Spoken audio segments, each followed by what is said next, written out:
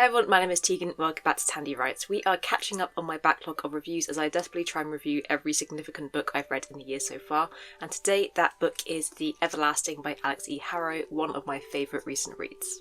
Sir Una Everlasting was Dominion's greatest hero, the orphaned young girl who became a knight and died for queen and country. Her legend lives on in songs and stories, in children's books and recruiting posters, but her life as it truly happened has been forgotten. Centuries later, Owen Mallory, failed soldier, struggling scholar, falls in love with the tale of Una Everlasting. Her story takes him to war, to the archives, and then into the past itself. Una and Owen are tangled together in time, bound to retell the same story over and over again, no matter what it costs. But that story always ends the same way. If they want to rewrite Una's legend, they'll have to rewrite history itself. Content warnings include violence and injury, child death, death of a parent, off-page animal death, pregnancy and childbirth, war, and sexual content.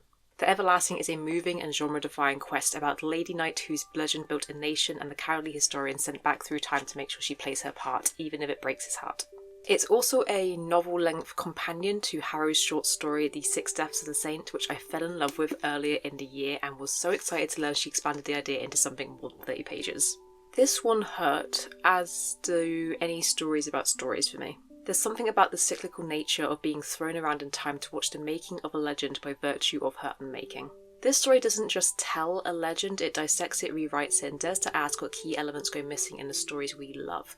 I love the way Harrow constructed this narrative surrounding legends and idols and how those stories are shaped. She approached the idea from the angle of how myths shape the world over time, leaning into the idea that history is written by the victor.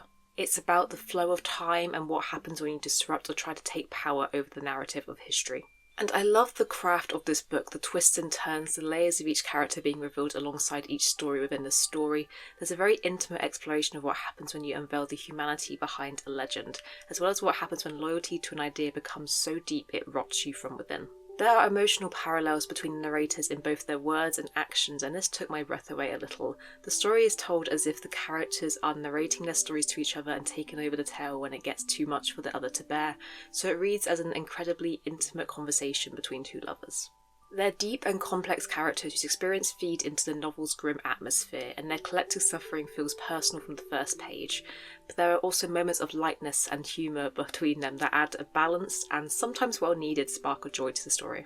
And I don't think I can talk about the characters for too long without mentioning that they exhibit the most memorable and breathtaking case of yearning between two fictional people I have ever encountered.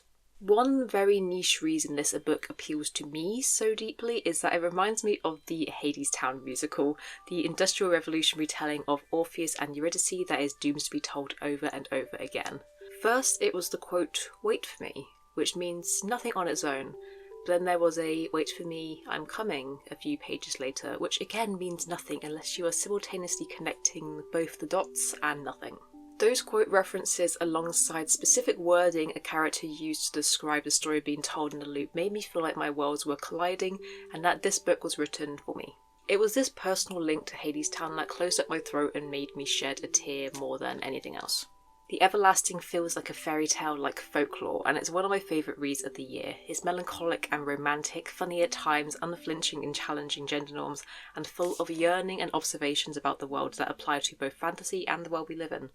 At the end of it all, this book is about love, enduring and everlasting love.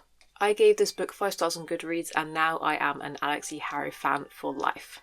Thank you so much for watching this video, and I hope to see you next time. Bye!